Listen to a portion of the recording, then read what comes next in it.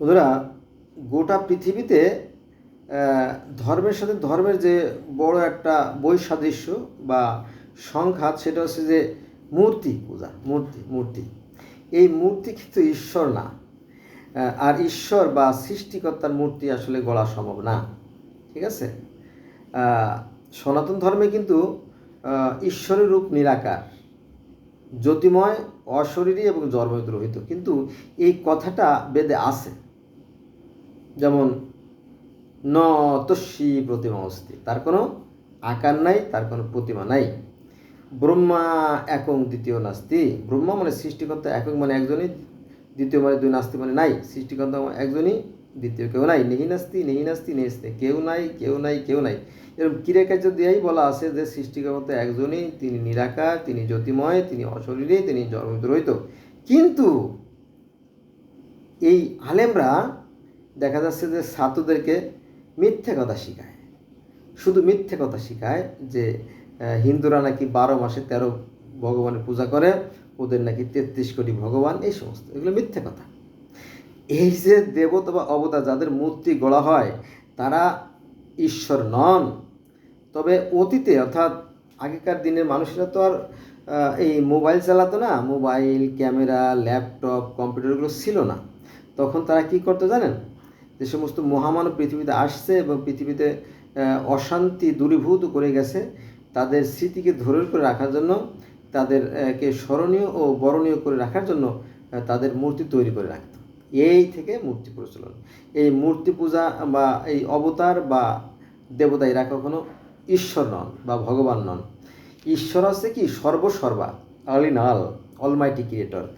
আর যুগে যুগে যখন পৃথিবীতে অশান্তি সৃষ্টি হয়েছে, তখন সেই অশান্তি দূর করার জন্য যে সমস্ত মহামানবদের পৃথিবীতে পাঠিয়েছেন, তারা একটা নির্দিষ্ট সময় পর্যন্ত 100-200 বছর বা 500 বছর বা 1000 বছর টিকেছিল, বেঁচে ছিল। তারপরে একসময় মারা গেছে না?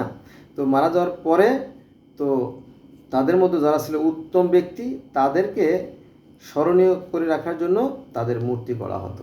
এই হলো মূর্তি পূজার প্রচলন। এই মূর্তি পূজার প্রচলন কিন্তু কোরআনে আছে। শোনেন ঘটনা কি বলা হয়েছে। বলা হয়েছে, যখন আমি, আল্লাহ বলতেছে, যখন আমি ওকে, অর্থাৎ মূর্তিকে সুমাট করব। দেখেন, মূর্তি পূজার প্রচলন কিন্তু আল্লাহ করছিল। কেন করছিল আমি জানি না, তারপরে কবে কিভাবে বিলুপ্ত হয়েছে তাও আমি জানি না। তো কোরআন এইভাবে বলা আছে যে যখন আমি ওকে, অর্থাৎ মূর্তিকে সুমাট করব এবং ওতে আমার রূহ সঞ্চার করব, তখন তোমরা তার প্রতি শ্রদ্ধা অবনত হয়েও। সূরা হিজর আয়াত নম্বর 29। ঠিক আছে?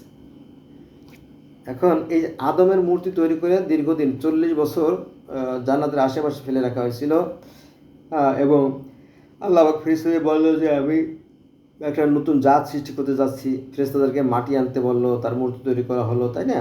মূর্তি তৈরি করে জান্নাতের আশেপাশে ফেলে রাখা হয়েছিল। সেই মূর্তির ভিতরে আবার ইবলিস শয়তান ঢুকে গিয়ে সব জায়গা দেখে আসলো, কোথায় কি আছে না আছে, এবং আদমকে দেখে আসার পরে থুতু ছিঁড়েলো, ঠিক ঘিন না, সি কী বানাইছে, পচা কাদার দুর্গন্ধযুক্ত মাটি দিয়ে তিনি আবার শ্রেষ্ঠত্ব দেবে, এই এই এই এই এই অহংকার করিয়া থুতু ফেলাইছিল শয়তান, ইবলিস শয়তান। তো ইবলিস শয়তান থুতু ফেলানোর ফলে সেই থুতু থেকে নাকি কুকুরে জন্ম হয়েছে, এরকমটি তথ্য পাওয়া যায় আপনার হাদিস থেকে আর কি। ঠিক আছে? যাক, প্রকৃত সত্য আমরা জানি না, আমরা আমাদের বিবেকের কোষ্ঠী পাথর দিয়ে আমরা প্রকৃত সত্যকে যাচাই করার চেষ্টা করবো আর কি। আচ্ছা, আরও দু একটা আয়াত নিয়ে আলোচনা করি। দেখেন, আল্লাহ বলেন যে কেবল তাদের বিরুদ্ধে ব্যবস্থা নেওয়া হবে যারা মানুষের উপর অত্যাচার করে। কারণ অত্যাচার করে এবং পৃথিবীতে অহেতুক বিদ্রোহ চরণ করে বেড়ায়, তাদের জন্য রয়েছে যন্ত্রণাদায়ক শাস্তি। সূরা আয়াত নম্বর 42। আল্লাহ বলতেছে যে শুধু তাদের বিরুদ্ধে ব্যবস্থা নেব যারা মানুষের প্রতি অশান্তি সৃষ্টি করে। কারণ তিনি তো অভাব মুক্ত, আল্লাহ তো অভাব মুক্ত, তাই না? তিনি তো দিয়ে খুশি, তিনি তো আর চান না। তারপরে মানুষ ওই যে ইবাদত বন্দেগী না করলে, নামাজ না পড়লে তো আসলে ব্যবসায় টেকে না, ধর্ম ব্যবসায় টেকে না, তাই না? এরকম ব্যবসা আর কি। আচ্ছা, আর একটা আয়াতে আসি। এখানে বলা আছে যে পক্ষান্তরে আমি ওকে করেছি আলো, যা দ্বারা আমি আমার দাসদের যাকে ইচ্ছা হেদায়েত করি। এখানে হেদায়েত তো আল্লাহ পাকের ইচ্ছা, তিনি একমাত্র হেদায়েতের মালিক, তিনি যাকে ইচ্ছে হেদায়েত দান করেন, তাই না? যাকে ইচ্ছে গুমরা তাকে করেন। এটা আছে সুরার 52 নম্বর আয়াতে, ঠিক আছে? তো হেদায়েত যেহেতু আল্লাহ পাকের হাতে, আল্লাহ পাক ইচ্ছে করলে কি সমস্ত জগতের মানুষকে হেদায়েত করে দিতে পারেন না? পারেন, কিন্তু তিনি করেন না। এটা তার একটা কৌশল, তিনি দেখতে চান যে কর্মে কে উত্তম। মনে করেন যে এই যে আদম হাওয়ারে যখন জান্নাতে রাখা হলো, তাই না? আদম হাওয়ারে যখন জান্নাতে রাখা হলো, তখন যে একটা নিষিদ্ধ গাছের যারা জান্নাতের মধ্যে ছিল, আল্লাহ পাক ইচ্ছে করলে 2-4 জন বা 10, 20, 50 জন ফেরেস্তা দিয়ে কিন্তু সেই গাছটা পাহারা দিতে পারতেন, তাহলে কিন্তু আর আদম হাওয়াকে পৃথিবীতে আসতে হতো না, তাই না? ঠিক না? ঘটনা সত্য আর কি। তো এখানে একটা রহস্য আছে, এই যে ভালো মন্দের খেলা, এর মধ্যে একটা রহস্য আছে। ওই স্পোর্টস প্রতিযোগিতার মতো, যারা ভালো করবে তাদের জন্য আছে ভালো ফল, আর যারা মন্দ করবে তাদের জন্য মন্দ ফল। অতএব আপনি কি করবেন না করবেন সেটা আপনার একান্ত অভিপ্রায়, যেমন করবেন ঠিক তেমন ফল পাবেন। আরও অনেক কথা আছে, চলেন শুরু করি। আল্লাহ বলেন, হে মানুষ, আল্লাহ বলতেছে, হে মানুষ, তোমাদেরকে এক পুরুষ ও এক নারী হতে সৃষ্টি করেছি, পরে বিভক্ত করেছি বিভিন্ন জাতি ও বিভিন্ন গোত্রে, যাতে তোমরা পরস্পর পরিচয় হতে পারে। এটা আছে সূরা হিজর আয়াত নম্বর 13। আল্লাহ বলতেছে সকল মানুষ ছিল একই উম্মতভুক্ত, পরে তারা মতভেদ সৃষ্টি করে বিভিন্ন দলে বিভক্ত হয়েছে। আমি আল্লাহ আমার পূর্ব ঘোষণা দিলে হতো না, তাই না? আল্লাহ আরও বলেন যে আল্লাহ পাকের ইচ্ছে ছাড়া একটা গাছের পাতাও নড়ে না, একটা বালু কোনো স্থানচ্যুত হয় না। তাই যদি হয়, তাই না, তাহলে আপনারা তো মাথা ব্যথা কেন, তাই না? আপনি কাজ করতে থাকবেন আর আল্লাহ মিলে করতে থাকেন, তাই না? আপনি অন্যের মাথায় বাড়ি দেন না, ঠিক আছে? এটা আল্লাহ সহ্য করবেন না। এই ধর্মের কারণে কারো মাথায় বাড়ি দিতে বলে নাই, কিন্তু আমরা এই ধর্মের কারণে মাথায় বাড়ি দেই।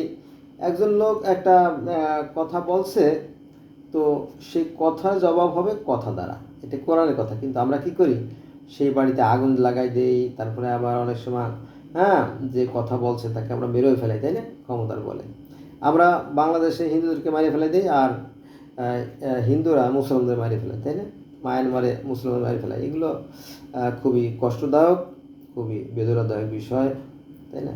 আসুন আমরা ধর্মগুলো মানি, প্রত্যেকটা ধর্মই সুন্দর, প্রত্যেকটা ধর্মই সত্য, সুন্দর, ন্যায়, নীতি, কল্যাণ, আদর্শের কথা বলে, কিন্তু মানুষ বড়ই অকৃতজ্ঞ।